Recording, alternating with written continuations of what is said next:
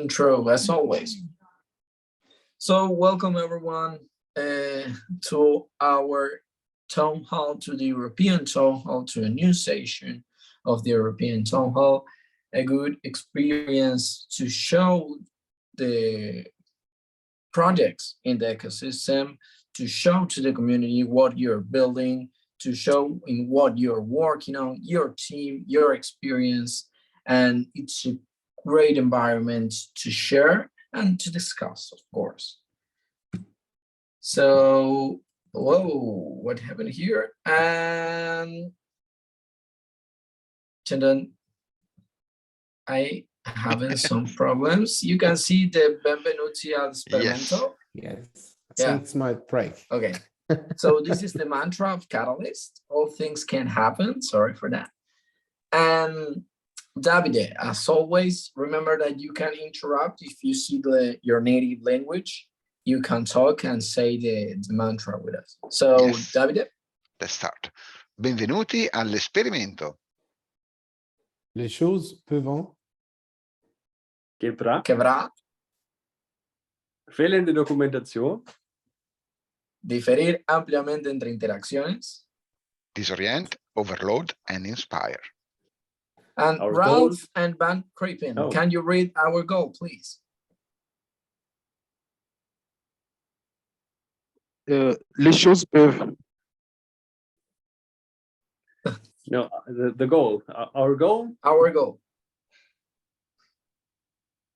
On the right of the screen. We can hear you right it's now. underneath the flower.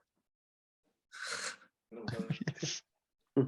I'm sorry, do I have to read what is written there or Yeah, you in can my do that language? too. Can Whatever you continue? prefer. Our goal provide. Our goal provide a safe and lively environment for you to explore the highest potential And then de la colaboración humana. de la colaborazione umana. Oh, yeah. Wow. Yeah, it's tricky, just the last few words. Yeah, but it's always funny, you know, it's such a mess, such as to handle a community, but it's the funny part, a fun introduction, and to know more about what is happening, the mantra, our goals. So remember that, such as the town hall, we carry out our spaces in different languages to spread the word in all languages and all the information of the Cardano ecosystem, such as Portuguese, Greek, Dutch, and Italian. Also remember the Spanish language is handled by Latam Cardano community. If you speak Spanish, you can reach them and you will find all the material.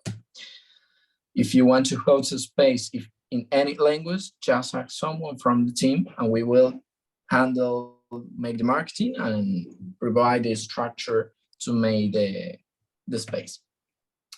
Remember that this is all our social media. We have a Discord server, Twitter, YouTube, LinkedIn, and you can follow to be able to know all things that are happening. Well, as always, this is European Town Hall, and today we have very, very special guest. And I want to introduce, first of all, the Turf team.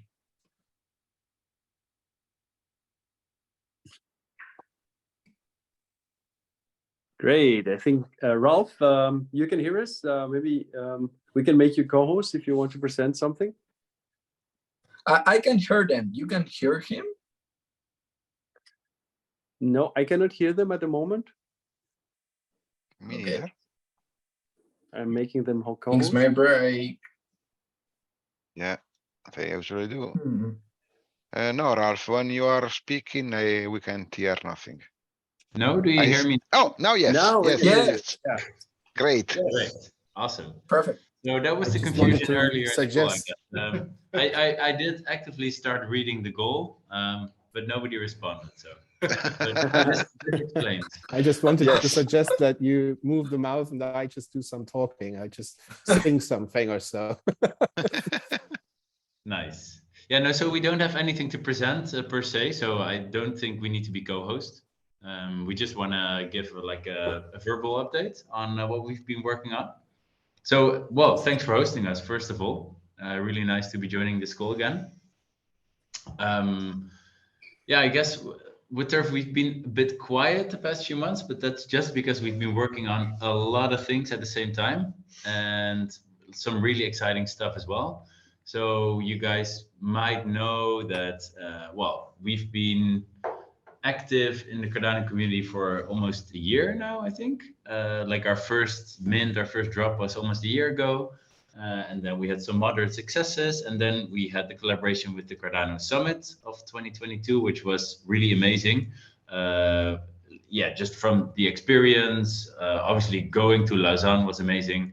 But also some traction we got on our main collection, of course, which was really cool to see. And yeah, we basically have two dreams at Turf. One is like mainstreaming NFTs, like being able to be the first, your first NFT, or like maybe your family member, your aunt can buy an NFT. And the other one is to, let's see, now I'm losing my train of thought.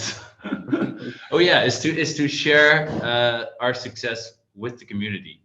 So the two practical things that we've been working on for this to make this stuff happen is, first of all, credit card payments, which makes it unnecessary to own a Cardano wallet, to know about ADA. So this is actually something we have soft launched a few weeks ago, and we'll do a big marketing / PR push around that later this month, or actually beginning next month. But credit card payments is a fact on buy.turfnft.com. So that's really cool. So you can just now buy your NFT with just, yeah, supplying your credit card information. That's really cool. Yeah, to add and something? maybe a nice little anecdote is that the aunt of my girlfriend, I think, when we just launched, she said, I want to have the turf of a small town in the Netherlands called Zeist. And she actually owns ADA because the brother of my sister bought it for her. And then they always try to sort of figure out a moment that she could then buy the turf of Zeist. But it never really happened because she's not so technically savvy to be able to do it herself. And then, yeah, they just never did it. But now that we added credit card payments, she was like immediately, okay, I gotta have it. Okay. That sort of, even for someone who does know about Cardano and thinks it's cool, it does bring another way to acquire NFTs and essentially grow the Cardano ecosystem, which I think was super cool. So I'm very happy that we have that live.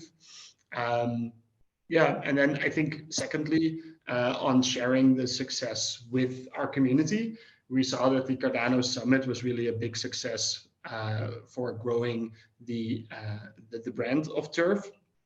And we're trying to find other event organizers to essentially gift Turf-based NFTs to the attendees of the event. And we're working with a head of business development to do so. And we're having conversations with a number of events to really get the Turf brand out there even more. And we also want to do that for a fee. So essentially that these event organizers would pay to gift a digital souvenir to their attendees, and that would result in then revenue for Turf, the organization. Really cool. But we also want to sort of share that success with our community. So we've been working with a legal team to figure out if we can give royalties to the owners of the Turf that may be featured in these digital souvenirs that are gifted to event entities or to prints that we sell through web shops like Etsy or like all these other channels that we are going to be available on later this year as well. And yeah, I think I was pretty pessimistic at the start that we would be able to figure this out from a legal and regulatory perspective. But turns out that at least in Europe right now, it is pretty possible if you apply some legal tricks, and that's basically coming. Like we have figured it out more or less, and the actual language is coming sometime next week, at least for European customers. And I think that's super exciting because that's going to, well, one, allow us to give something back to our supporters, but two, it also creates a dynamic where Turf members can essentially ask organizers of events in their area to work with us, and that then also comes with a nice financial incentive for them as well. So I think those are two very big developments we've been working on. Yeah. And we're very happy to be pushing the envelope there, and stay tuned for even more in terms of really concrete details. Yeah. So I don't know if anyone have a question, but I was hearing what you are saying, and I see that you are talking about all the development behind the project, but at the same time you are developing an NFT project like this, you need to handle a community. How was that path? How was the community management of the project? How the community receive it? If you have support background, what happened once you add the credit card payments? If you can tell me something about it. Yeah, so I think the community that we have right now, at least the people that are really actively in touch with us, they aren't using credit cards so much, but they understand that it's a necessary component to, sort of attract people outside of the typical crypto audience. So I think they are generally in favor of it. But at the same time, I don't feel like we've gotten a whole lot of engagement from them yet. No, as I mentioned before, really what we did now is a soft launch of the credit card payments. We probably still need to iron out some minor flaws there too. And we're doing a big redesign of the landing page, making the whole minting process even more user-friendly. So once that's all in place, we will really do a big PR push, and probably that's the moment where we will also receive feedback from the community. But I guess it's good to mention that, like, since the Cardano summit, we were overloaded by work. I went full-time Cardano by now, and we actually have 2 people joining the team as well. So we have one that was previously mentioned, business development, which is mainly he's mainly working on the event side of the world, of the turf world. But we also have a communications manager who is very active and very early adopter of the Cardano of Cardano in general, and he is helping us with managing the communities on several social media, and also pushing news threads on Twitter, etc. So that's been really helpful, because we've been literally being swamped in all the work and all the stuff that need to be done, like on the technical side, but also the legal side that was already mentioned. So it's been good that we've been able to expand the Turf team in that sense. Yeah, I'm really happy that you been working on the legal side, because that was actually really the first thing I said to Ricardo when I saw the project the first time. I was like, okay, I gotta. He was like mentioning after Lausanne, and I said, yeah, okay. And then I looked at it and I was like, no, okay, I've got to visit those places that I have been, and I completely immersed basically. I went to my hometown, to the places of my grandmother, of my uncle, etc., and I think they are so beautiful as Christmas gifts, right? Print them out and send them, things like that, and they are really surprising to that. But what I said in the beginning was like, okay, there's some legal restrictions. For example, in Germany, what you can make out of a photo of a castle or something like that, right, commercially. And I said, okay, does this apply to topology as well? I didn't know that. And so really cool that you've been working on that. Highly respect that. Really pro thinking. Awesome. Great, thanks. Yeah. I also have a question, and I will also ask you if you can, maybe for the people that just recently joined the town hall, if you can give us a little introduction of the project, because not everybody probably knows Turf very well. And also from a personal point of view, I would really love to know, how did you start your community? Yeah, sure. So really high level, Turf creates cartographic art, so map-based art, and you see a little preview here on the screen. It's really a colorful interpretation of a map of the world. It's based on real world map data, and the entirety of the planet is available, basically. But because it's an NFT, every part of the world is available only once.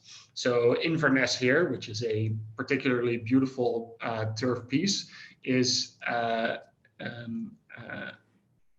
owned by, I believe, Sean, our community manager, and he will probably keep it forever. So no one else can have it, and it's truly, ownership of this type of art on the blockchain. I think that's really the core thing of what we do at Turf, and we really feel strongly that this type of art can really connect people to the location and their memories of that location that they have experienced themselves. And it's something that we're really proud and excited of. How did we get started on it? Ralph actually has been working on this for 10 years already. Maybe you can give a quick, short introduction. Yeah, I mean, this is the birth story of Turf. I'm gonna keep it short. But yeah, so I love maps, I love cartographic art, and I saw an opportunity, which was like 10 years ago. I made a, slightly similar looking map of my hometown, Rotterdam, here in the Netherlands. And back then I was a starting software developer. I didn't have a lot of customers and I had too much time. So I created this map and I figured, well, let's try to sell that thing. So I did a nice guerrilla marketing campaign, like put a lot of stickers on traffic lights, etc., which was really cool. And then the feedback I got at that point in time was like overwhelmingly positive. And I really, that was just really amazing to see, like how people connect emotionally to their hometown, to locations of the world, like their hometown, but also the place where they fell in love or they met their spouse or whatever. Like there's this very deep emotional connection to a location, which can be represented by a map. So I did that for Rotterdam, and then I've been thinking literally for the past 10 years about how can I pick up that map project again, because back then I abandoned it, I closed it off. It was a success, but then it was a short-lived project. And yeah, at some point I met Harm in my previous job, and he was familiar with the Cardano ecosystem. He knew a bit about NFTs and crypto, had a previous project which was Cardano space. And then it suddenly clicked. I thought like, well, this could be cool as an NFT. So I approached Harm with it, and he was immediately, I think, sold on the idea, and that's when we started building. Since then, like as I mentioned, it's been over a year we've been working on this project already. Lots of hurdles, like from technical perspective, legal, but it's been all worth it. And as I mentioned before, I'm working on it full time right now, so it's really cool to see that all come together and to be able to spend all my time on this this passion of mine, and also making the Cardano community a cool place, and like try to engage more people into it, and convince them of the utility or the use or the uniqueness of like what NFTs are, besides speculating and besides twerking frogs, I guess. With all due respect. Is Wassenaar still available? Which one? Wassenaar. Wassenaar, I don't know. You could check. I think it is actually. I should check that. What? Thank you. The place where I'm living now. Okay, I'm buying Wassenaar right now. No, please. He's studying the Dutch auction at the moment. What's a scary and lovely moment once you say, okay, now I can do this like my full-time job, right? Is you put all on risk on what you love, all your Yeah. efforts, how you live it. That time you say, okay, this project starts to being so demanding on my time and I need to spend more time on it. I need to do it my full-time job, how you live it. Mm-hmm. The question is how I made the choice, or yes, how was that experience? I mean, it was kind of scary. Okay, so I need to be honest. I don't think it wasn't super like scary. Like, I'm a software engineer, and luckily they are in quite high demand. So I was able to take that leap to make the decision with the knowledge in the back of my head. Like, if this doesn't work out at all, it's probably easy for me to find a new job as a freelance developer at some company. You know, I've got a good network. I know that I can build stuff. So in that sense, it wasn't even that scary. But of course, it was exciting because I guess we came a bit late to the party, as in the market sentiment had already changed by the time we kind of launched our product and got a bit of traction with Turf.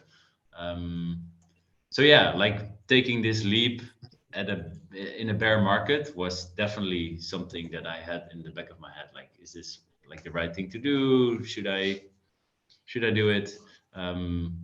But we were lucky too, right? We made some revenue in the past year, with which I now can support my family, etc. So yeah, I think it's also back at our previous employer, Ralph already had in his back of his mind, I want to do something with these maps again sometime in the future. yeah, And yeah, if we didn't try this time, we would probably be banging our heads against the wall for any years afterwards. It's also, sometimes you gotta follow your heart, I guess. yeah, exactly. So loving it until now. So it's been a good choice. I have one Yeah, last thank you so question much. for you. Yes. Oh, sorry. Mauro, is it No. okay if I go ahead? I would have one question regarding the choice of the blockchain. So you choose Cardano. Could you share with the community why you choose Cardano? I think there's 3 reasons. I already had experience with the Cardano blockchain, so stick with what you love. Convenience. Then, secondly, when I previously chose Cardano, I was suggested to use Cardano by a friend of ours, Jasper, and I was very skeptical of his suggestion. So I thought, okay, I'll do my own research. And I read some academic papers that compare blockchains and the algorithms that they use to actually push out blocks, accept blocks, etc. And I sort of came to the conclusion, okay, Cardano is actually the one that makes the right trade-offs between security and speed of the blocks. And I was really on board with like, okay, I think this is the technically superior available option right now. And that's before I even realized that there was a huge difference in terms of the interfaces that you use to work with the blockchain. And I think it was the right decision for 2 reasons. One is I think the Cardano community is exceptionally welcoming and very fun. Which is very nice and really makes you excited to work on these projects as well. And then secondly, I think from an NFT perspective in particular, native assets are so powerful. They are really a unique approach to the NFT concept that I haven't seen executed so well on other blockchains, like all of the EVM chains and their NFT sort of hack to make that happen. I think is not ideal, to be honest. Yeah, that's my perspective at least. Yeah, no, I fully agree. Yeah, and the whole part about guys, the Cardano community, it's just like being part of the Cardano summit in Lausanne last November was just such a blast to meet all these people. And I think I'm quoting Frederick here, which is the CEO of the Cardano Foundation. that he said, like, people are here to stay, right? It's not, they just don't come to the community, realize there's a bear market, or they go somewhere else. No, it's just like literally every year the community grows and people are really, like, once they choose Cardano, they're really there to, they're in it for the long run. Let's say it like that. And I really appreciate that. It's really cool. Totally agree. Well, guys, and what you've just said yeah, Mark. is, I'm sorry, Mauro, I'm sorry. No, is please. just the best transition towards our next guest, if you're okay with that. There's Sooraj also, and he's just incredibly with his technology and knowledge as well, and he's promoting things greatly. And what we do recommend is get on Turf's website, turfnft.com. Look around, you'll enjoy it, and have fun. Thanks for being here, guys. Thank you. Thanks so much for hosting us. Thanks so Thank you much. very much. Was I got amazing. passionate, by the way. You got it. Yes. Very good. Excellent. All right. So then we can move on. Our next guest is Sooraj. And we met also during the summit. Sooraj, it was a great time with you guys. And yeah, the stage is yours. Maybe you can start by introducing yourself, what you do, and then we take it from there. I'm sure the community has some interesting questions for you. My name is Sooraj. I'm based in Germany. I'm a medical doctor, but I'm also interested in blockchain tech. I like to write about it, and especially like every one of you, I'm also somehow gravitated towards Cardano because of the qualities and of the blockchain itself, and as well as the community. And so it's nice to be here. Thank you. Welcome. Welcome. So yeah. So maybe away. you can share with us how it came that you decided to invest a lot of your time doing research and communication around the blockchain, which is not necessarily very strongly related to medicine. Because I was in the Cardano community pretty early on, like 2018. And I was really interested in like most 90% of the people who started back then, everyone really liked to watch Charles's whiteboard video, and somehow the technical aspect really attracted a lot of people, and I was not different. And once you get involved in this idea of blockchain revolutionizing different sectors of our day-to-day life, or and how this thing works and why Cardano is valuable, I somehow wanted to contribute to it, but I never knew how. How could I contribute? And then, but I also felt like sometimes, like, Cardano community vaguely talk about a lot of stuff like decentralization, or how Ouroboros is different, or how when a new update comes, or how things work, what is importance of the design, how it is different from Ethereum, but nobody really articulated. At least I felt that it is not well articulated in the this town square of the world, like, let's say, Twitter. And then I said, okay, let's start writing and publishing. If I'm writing some bullshit, people will tear me apart. So I just directly started publishing in Twitter, and somehow it worked, and I got like amazing feedback from the community. So for the past, let's say, 8 months, I've been constantly writing for Cardano. So what I have realized about your tweets, you create threads that go very much into depth and provide like an easy to access platform for, if you want to go into depth, then you can use the sub tweets to go into depth. How do you choose the topics that you address? I know in one of the recent threads, you even got some comments from, I think, from Charles Hoskinson himself, right? Definitely. I got some feedback from Charles as well, like over the course of the time. And so usually when we say, this particular update would bring some particular quality to the blockchain or the consensus, or make it more resilient, or make it more similar to Bitcoin, or how, like, what is the correlation between like UTXO or functional programming. So there are a lot of concepts that are just stated in a lot of conversation regarding Cardano. But when other people really want to know about it, of course, there are like a lot of articles, especially there are a lot of different documentation out there, but people are somehow scared to write tweets more than 10 tweets long.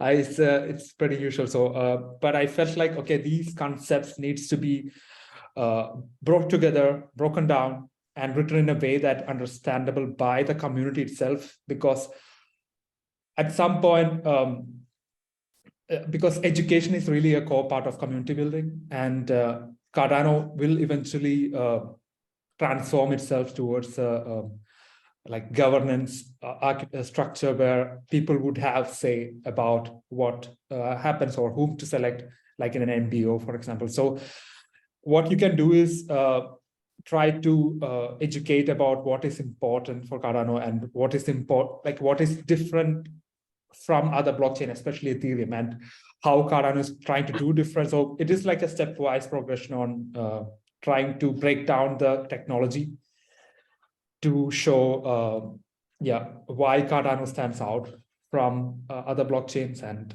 I think, so somehow I choose topic depending upon the because after, for example, when Cardano stalled like 7 minutes, or so the current protocol, like Ouroboros Prowse, it is pretty much so I basically, the way I understood is that it has a lower bound for the number of validators. That means the protocol must be aware of how many validators would be participating in that consensus at a given time. And when the number of nodes went offline beyond a certain limit, like more than 50%, then the next possible thing is like stall. It is same for other proof of stake blockchains. Algorand or Ethereum will stall, like if more than 30% would fall out of go offline. So in that moment, it was pretty much curious how this whole consensus works and how to describe it, and so that people understand what are the limitations of the current consensus and how it would be improved by a next update, and so that people have a understanding of the technology that Cardano is bringing. So that's it. Sorry, go ahead.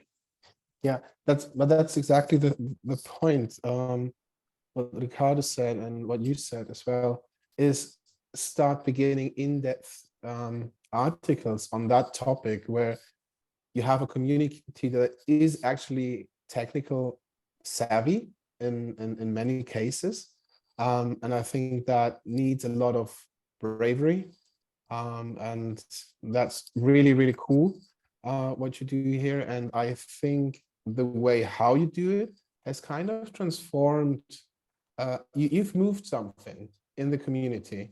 So it has transformed some of the tweets, and others do, and that's what I really, really admire about your work. Also, you're very provocative, like you really name the guys. At the same time, you're trying to build bridges. That's pretty cool. If I might ask the second question, Ricardo, or do you want to? Sure, go ahead. Go ahead. Yeah. Okay. What would be your 5 tips? You don't have to do the power tips, right? Because they're secrets. for somebody who wants to start to follow your steps and start a Twitter or YouTube, would you just say just start, or is there something? How did you overcome your fear? I never knew that I could write. So I felt like I always had opinions, but I never knew how to articulate it very well. So I took a course, online writing course, where you have to write from day one onwards and publish it. So it was such a so with this online course you have to start. So it's like, okay, today we are starting the course. It's 30 days. You have to start publishing on the day one on Twitter. And initially it starts as essays, and then after the 10th day it becomes threads. So I had nothing else to write about, so I started writing about Cardano. So I feel like if you feel like you have an opinion and you can contribute to a conversation, or like there's something valuable that you can share, don't be afraid to write and share. So because I mean, 30 years of my life I spent without knowing that I can actually write something that people may like to read. So you never know. So, and then I would say, don't be afraid to share.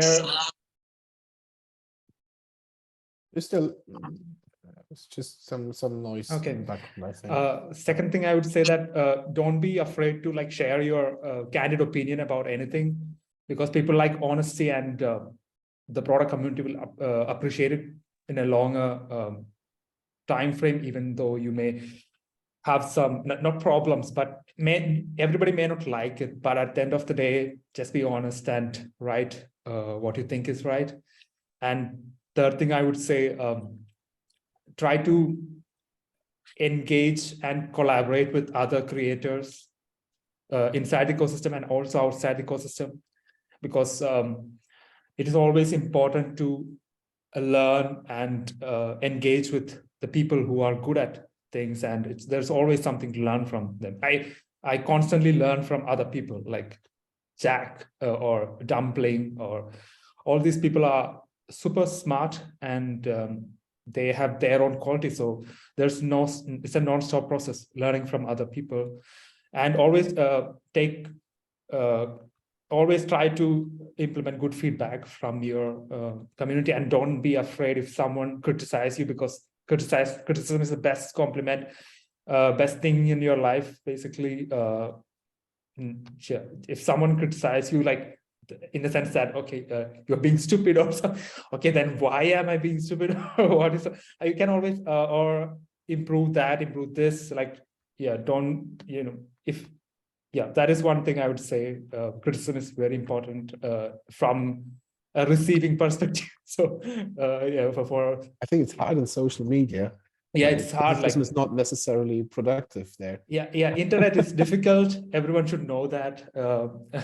You should have a thicker skin. So I think everyone would develop it over time. And at the end of the day, always find something that aligns with your values. So Cardano totally aligns with my values, and I enjoy being there, because I like producing threads. Are like it takes time. It takes effort. Sometimes it's hard to dig into subjects that you have no clue about, like all these technical topics that I am not trained to interpret or write. But at the end of the day, to know if your understanding is right, to just publish it, and people will tell you if it's right or wrong. Yeah. Oh, that's an interesting point, because you need to be quite strong to do that, in my opinion. So we've been trying. We had this Twitter Spaces, and we tried to demystify Ouroboros and to put it in very simple words. And we figured, or I figured, it wasn't that easy to do that, because when I laid it out, I got feedback that was not correct. So maybe that would be a really toughie as an idea for the next tweet. If you're running out of ideas, I would be highly interested. Definitely. Thank you for the feedback. I love what you do. Yeah. One question, Sooraj, regarding the discussions that have been around in the last, let's say, 1 week, maybe 1.5, regarding the staking. So where do you see the Cardano environment at the moment stand as compared, for example, to the Ethereum staking? Do you have already some ideas on that regard?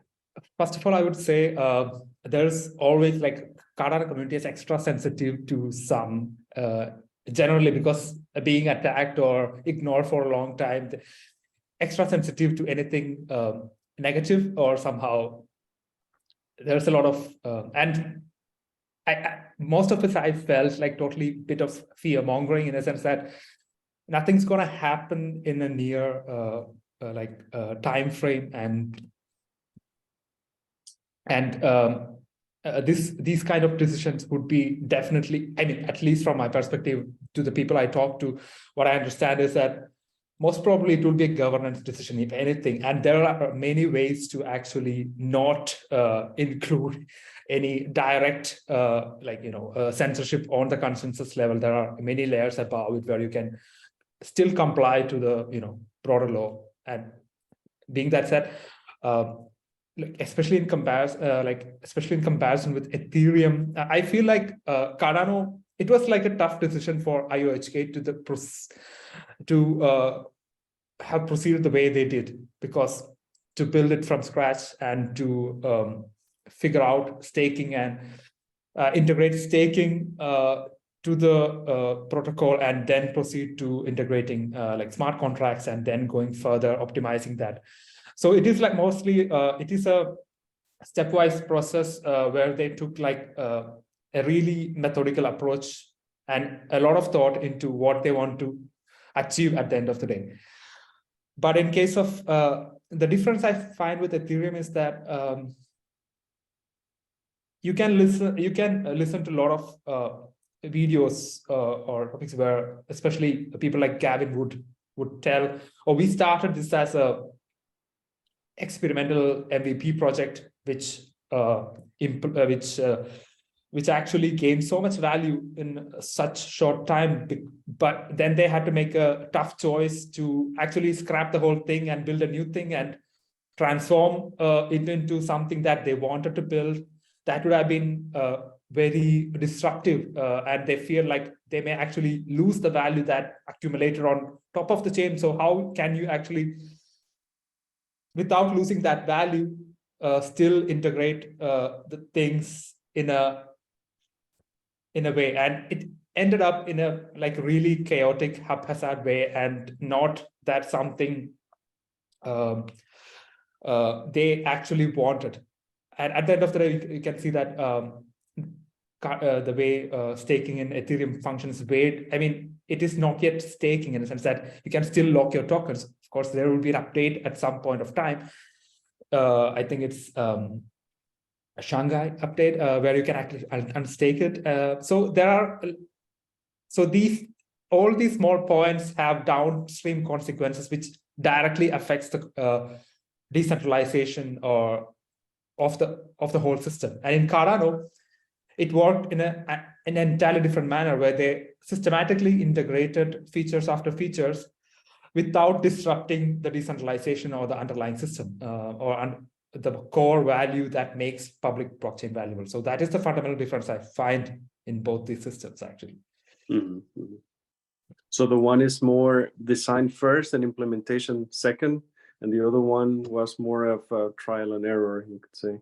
Exactly. So you can never find a video of Charles or any of the engineers saying, okay, we are trying to experiment here, build something and see. They definitely have a vision, the way they proceeded, and they are trying their best to implement that vision without disrupting the fundamental thing that makes every public blockchain valuable. Very good. But it also came at a cost. If you look at the way Ethereum ecosystem is right now, it is a really big. It is even a single roll-up funding maybe would be much bigger than the whole VC funding or investment in the entire Cardano ecosystem. So there's always a cost for taking such steps. But the idea is that if you manage to build something valuable and permissionless and as a safety critical system, at the end of the day, when real world adoption comes, it will come to Cardano. So that is the idea, I guess. Great. Yeah, it's at least the one blockchain that has the freedom in mind. I think that's the things that we have to acknowledge here a lot, because the locking mechanisms are protective mechanisms for, you could say, I mean, there's the typical discussions for TradFi that is immersing into the space with them being the owners, basically, or main VCs of consensus. So yeah, you have traditional mechanisms there, and that was interesting about Cardano is that it actually opens this up and lets you actually own your own tokens, and that's a really good thing. Very good. All right. So one last question, Sooraj. So going into the next, let's say, 2-3 years, what are your personal plans? So where's the journey heading to? Yeah, that's a good question. One thing I enjoy is writing about Cardano, so I'll keep writing about it. And we started a newsletter. We published a small book that can assess for someone who has no idea about blockchain, what are the fundamental values that make a blockchain valuable, and how you can compare different blockchain. And we were a bit biased in our first book because it's hard to find any benchmarking, and especially coming from a non-technical point of view, it's hard to do the benchmark. So we just compared everything with Cardano, and it may not be the perfect way, but idea is to continuously write about Cardano, build platforms that can educate people, and also find a way to derive value from it. Because if you have to do and invest time for a long enough time frame, you have to create some value. Otherwise, so that you can also attract other people to collaborate with you. And I think we are going in a good path. So I'm very optimistic.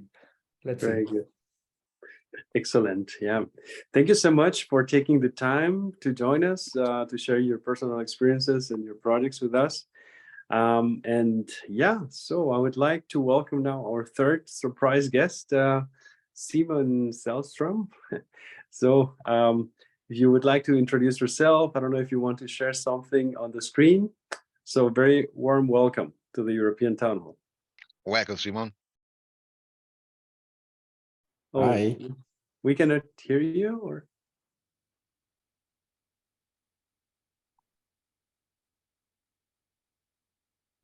In the meantime, we will put all the links again underneath the video. So also for Sooraj's newsletter, if you have them, just share it. Then we can put it there. I think, is this working? Yeah, no, it's Yeah. perfect. It's Yeah. working. Great, great, great. Thanks for having me. I've actually never been to the European Town Hall before, but despite being an avid European.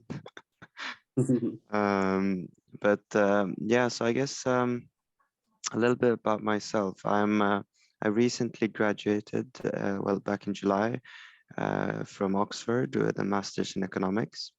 But I've been involved since about early 2021 in the sort of blockchain Cardano ecosystem.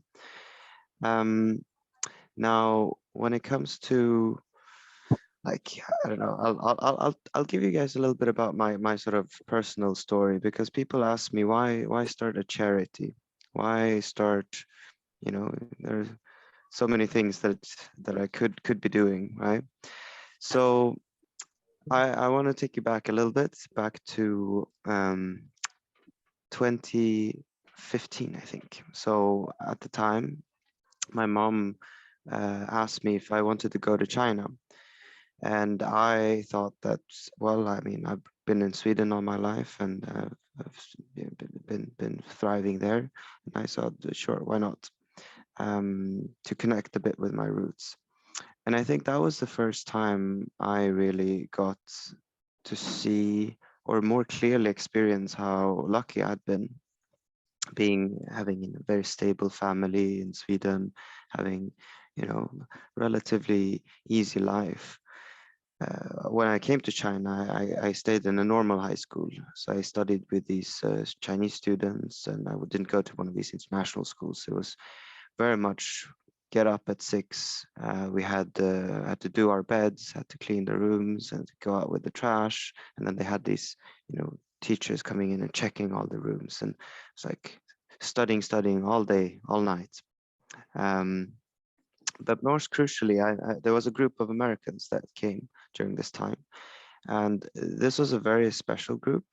It was started by a lawyer, actually, Daniel Ibarra. He went to Harvard Law, but then now he actually worked as a public defendant for youth who were at risk in San Diego.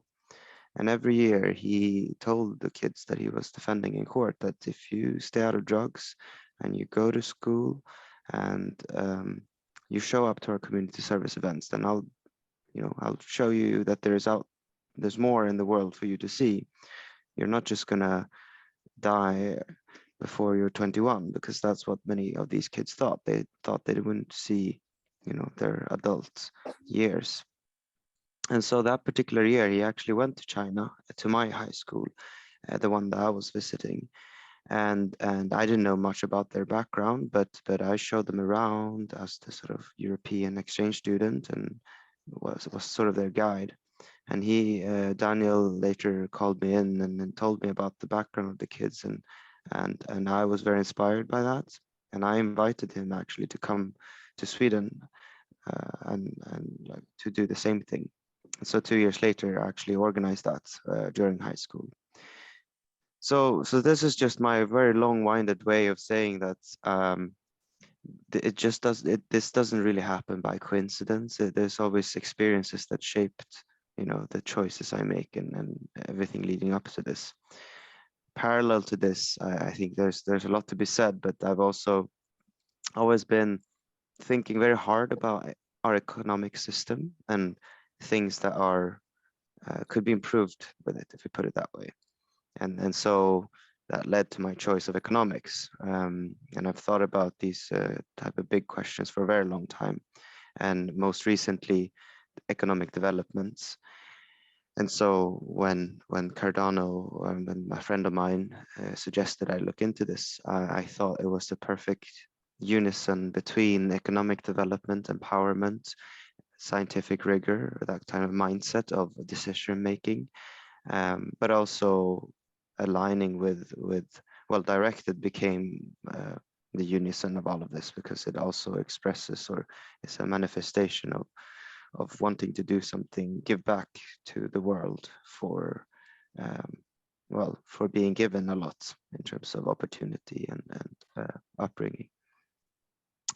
So that's where we are here. We are a Project Catalyst funded proposal originally from Fund 6, but then later on also in Fund 8. So I'll talk a little bit about what we are and what we do, and then I'll talk a little bit about the next steps, things that are going to happen, or things we're looking for. So the problem we're solving is about IT professionals. There's a lot of demand for IT professionals, but it is becoming increasingly costly, or it is costly, and there is actually also a strong increase in the demand for remote hires, outsourcing. So the 38% here is the number of people or companies in Europe looking to hire more remotely, outsourcing more in the next 2 years. This could be a great opportunity for Africans, but the problem is there's a lack of resources, there are a lot of middlemen, and there is a strong need for accountability. So if you are someone who recognizes this and you see Africa as a potential source where you can, on the sort of demand side, meet the demand, but also on the supply side, help Africa grow as a nation or as a continent, then you might want to donate. But then what about middlemen? What about money disappearing? So what is it that we actually do? We create hybrid coding bootcamps, preparing high potential but under-resourced African students for remote employment. while using blockchain technology to reduce costs, increase transparency, and enhance accountability. That's a word, a lot of words here, but this captures the essence of what we're trying to do. So let's talk a little bit about the smart contract parts, because I think that's one of the interesting things that we actually do. So donations, the idea is that donations come in directly into a smart contract that is written for a specific school and for a specific purpose, so a coding course. Now, at the same time, we have a selection process where we try to identify those students who are high potential, but also under-resourced. And we select them into this hybrid coding bootcamp. What then happens is that we make use of verifiable credentials that testify the progress of these students, so that the students only receive the next batch of the scholarship stipends if they reach the predefined goals, like learning outcomes. And this creates the accountability part that we mentioned before. And ultimately, the goal is for them to get into remote employment and then recontribute back to the same scholarship pool. So this is what we hope to be used as the key mechanism that gives us economic sustainability, this kind of self-perpetuating cycle. And the reason why we're picking a specific school is for that reason. When I use the sort of social credit and social kind of context to increase the willingness to contribute back. Imagine that you are someone who was helped by this program. Well, you look back and you see some other kid in your shoes, but 4 years younger, 5 years younger, or than yourself, then perhaps your willingness to want to give back is much greater. And for all of this, in light of the scientific rigor that I believe is extremely important, we are working with researchers, independent researchers, to evaluate the impacts. So we don't just claim and we say, oh yeah, here's a good student, and you kind of cherry pick in order to make your organization seem cost effective. So, well, I don't want to spend like too much time about these things, but I think it's worth spending a little bit of time to talk about why blockchain is not useful by itself, like just by itself, because there are other blockchain-enabled charities or various initiatives that try to use blockchain for the transparency reasons. The first issue with existing solutions is that there are no identities tied. So if you go to Binance Charity, you might see they say, oh, well, we're super transparent, we're giving money to these organizations. But on the receiving end, you can trace the transactions, but it's just an alphanumeric string. It's just some kind of, well, someone is receiving the money. I don't know what it's being used for, who this person is, or why they're receiving it. And that ties into the second problem, which is that it's no smart contract. There's a lack of accountability in the sense that there's no person kind of making a public statement saying that I certify that this milestone was reached. Or you could even have, in the longer future, you could have some form of data feed coming in from an IoT device testifying that, you know, a given person was at this location. Cardano Beam is doing things in this space, which is very, very interesting. But in our case, if you could, for example, have a coding exam that feeds data directly into a verifiable credential that testified this student was, you know, present. They logged in using these credentials. There was a liveness check during the exam, and they passed it. This is what they wrote on this device. There are a lot of things you can integrate here. So the case for blockchain and identity really boils down to two sides of the coin. So on one side, you have on the donors feeling that there's more trust on the donor side because, well, you have more transparency. You can see where the money is going. And so you get more donations. But on the sort of process side, you also have a very huge value in the sense that there's reduced fraud. there's reduced so-called leakages, money kind of just disappearing into the void. And so you get greater efficiency in a sort of first order. And both of these things is what's going to ultimately lead to more resources and greater impact for the project. We want to increase the sort of, we want to improve the experience as a donor. We don't want it to be just sending away money and then leaving it. So we hope to allow our donors to track the progress, but also in the longer run, get actual quantifiable results. So what we have so far is we're currently doing a pilot at Kagumo National High in Kenya. It is the 6th best high school in Kenya. And so we're this is a very difficult thing to do to succeed. So we're giving us the best sort of circumstances for now, even though in the longer run, our hope is to work in more under-resourced or more remote high schools. Even though I visited Kagumo High, they have some computers, but it's not, if you put it in the sort of global scale, they do not really have much in terms of resources and access to the type of coding education you would need. So here's some of the UI that we have currently for the donation app, and we're hoping for this to be ready.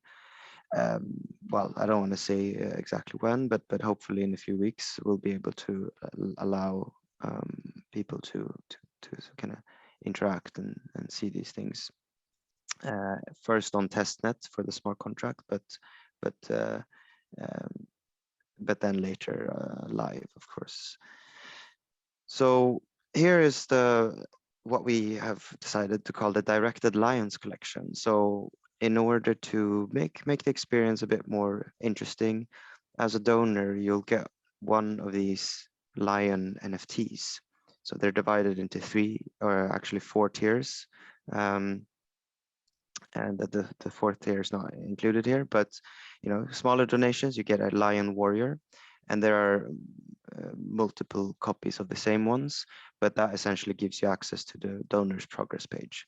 Lion heroes, on the other hand, they're the higher sort of levels, and those essentially represent one full scholarship. You're supporting one student's like all of their education, and that gives you just an invitation to join our annual donors dinner that we're hoping to organize here in Oxford. We are still to scope out the exact details for the highest 2 tiers, but we're thinking about things such as nameplates in the school where you get to sort of see your name at Kagumo High, in addition to the previous perks. And for the sort of God tier, we have some secret plans that were in the pipeline, but I'll talk about that once it's decided. And this is something where we haven't exactly decided any mint or launch date, but if you subscribe to our newsletter, you'll be able to hear more about it once it's decided. But we're looking into the next March, April, something like that. Okay, so I don't want to go through the entire slide deck because there's a lot here. I'll end up on this slide where you kind of summarize a bit like some stuff about us. I don't know if the QR code is still working, but it is. The website is directed.dev, and you can reach me on my email and my WhatsApp. The key thing right now is we are actually looking for various, for more talented people to join us on our mission. That includes a co-founding chief marketing officer. It includes an accountant, someone with some accounting experience to just help us out with that. And also, most crucially and importantly, 2 trustees to join Izzat, who's wonderfully joining here. I did not know Izzat was going to be here, but to join Izzat on the board of trustees.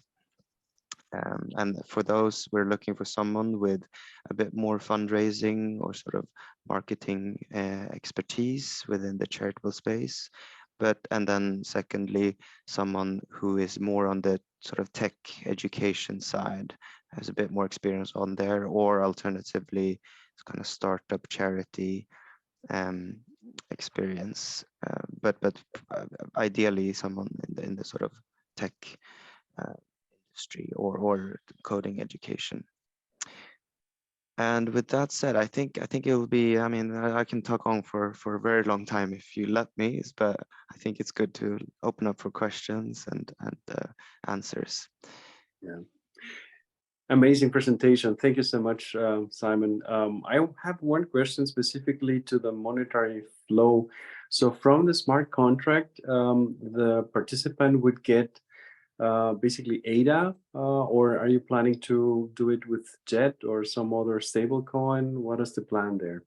The plan is to not expose students to unnecessary volatility, and that would mean, yes, a stable coin.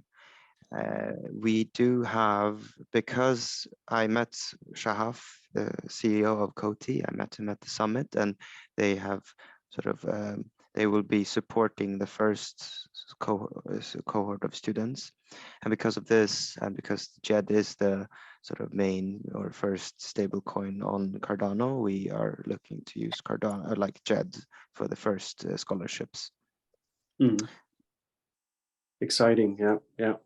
So, I mean, we have been in contact regarding our small initiative here in Germany, where we are also supporting education, although it's more the basic education in Kenya. But yeah, I'm definitely very interested in collaborating with you guys. Unfortunately, the last 4 or 5 weeks, I was very busy at my normal job. But yeah, hopefully in the next months, weeks, this will change. So I definitely reach out again to you and see where we can contribute. Not only me, but I also have some friends in Sweden and also in Germany that are active in this environment of supporting education in developing countries. And yeah, this is completely in the Cardano spirit. So thank you so much for what you do. It's very inspiring, and I'm happy that you could join us today. Thank you. And in fact, we did talk about some sort of crypto or blockchain education. And so today we had the first like sort of onboarding. We did testnet wallet setup, and I learned a lot about all of the things that can be confusing and difficult. But it went quite well, I would say, overall. Very good. And I'll be doing a follow-up tomorrow morning on cybersecurity and avoiding all of the risks. Oh, that's also very important. Yeah, extremely important. I didn't probably missed that. Do you have a YouTube channel as well? We do have a YouTube channel. Yes, that's correct. And we've been doing a vlog as I was visiting both Kenya and Ethiopia, both the school and sort of all the behind the scenes. We also I met with the people in the blockchain space there. We talk about corruption, talk about various issues. And so if you want to find that, I think the easiest way is to go to our link tree. So I'll try to send that, because there you'll find all of the different links. You know, we have the LinkedIn, we have Twitter, we have let's see here. Yes, like that. So all of our different channels, including the YouTube vlog, so you can see me visiting the school and all of that. Wonderful. We will put that underneath the video too. Perfect.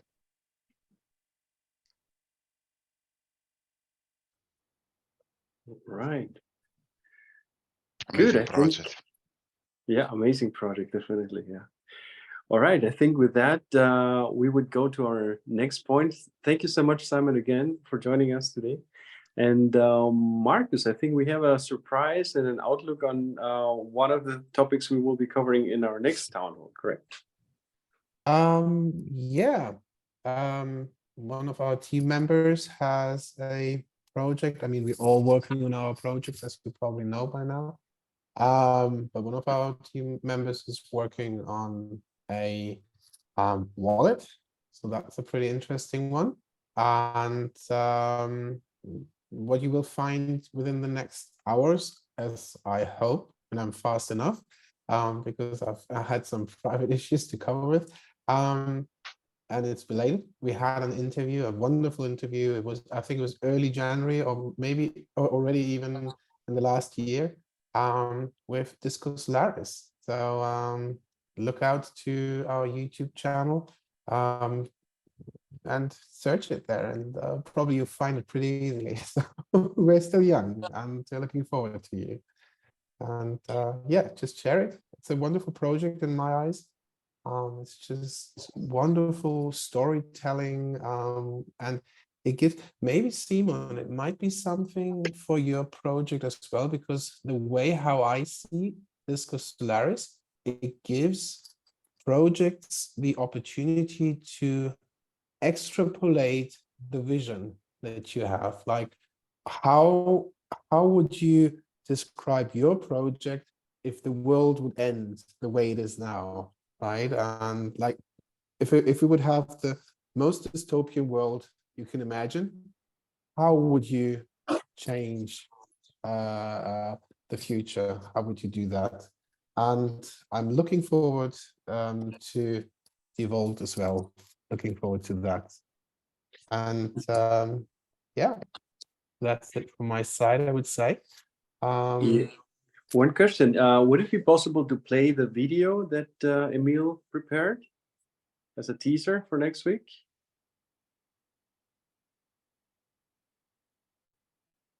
Yeah, but you should give me the link. It's in the admin general in Discord. Yeah, okay, perfect. Yeah, cool, fine. And when you share, I guess you will need to activate the playing the sound. Yes. So share my screen.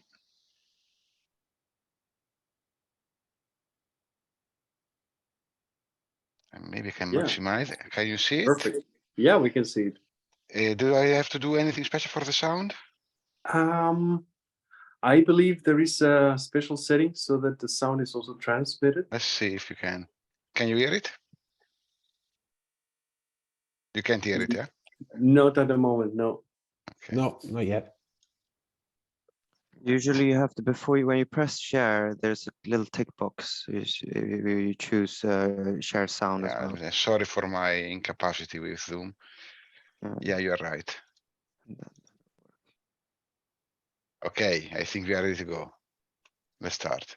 I would have done it the other way, even worse. Devolved Digital Wallet Project helps companies to create NFTs so they can send them to their customers' secured private digital wallets, like invoices, warranties, certificates, and diplomas. Buyers can now share these NFTs and use them for insurance and financing. Now your products are supported by a physical digital proof of ownership. That creates for both you and your customers a double security against theft and plagiarism. Devolved is the place where your documents are safe and unhackable. A potential customer interested in your product or service who decides to buy can, after the purchase, use the NFT that has been offered to her or him. In this example, the potential customer decided to purchase a car. After the deal has been made, the client can receive the car NFT in their private wallet on the Devolved app. The seller will transfer the NFT to the customer, who will see it show up in their private Devolved wallet. From that moment, the customer is officially the new owner of the NFT and can use it for his or her own purpose. When placing an online order, your product will be delivered at your door by the postman or delivery service. After unpacking the package, the buyer can request the matching NFT by A, scanning a QR code, B, scanning an NFC, or request the NFT on the company's own website to be sent to their private Devolved wallet. Also, in this case, the customer can use the NFT for his or her own purpose. After achieving a diploma or certificate, It is also possible at Divold to receive this in the shape of an NFT from the university, school, or institute that is responsible for the issuance of these documents and diplomas. After your personalized certificate or diploma has been signed digitally by the responsible institute and has been sent to your private Divold wallet, you can share it from your private wallet with people and future employers. Buying and selling used products can become safer by selling next to the product the matching Divold product NFT. Divold product NFTs that are supplied with the original product from the producer or supplier provide more security for the buyer. Sellers get the best price for their products because they are providing next to the product the original Divold NFT proof of ownership to the new buyer. More value for both seller as well as buyer of used products.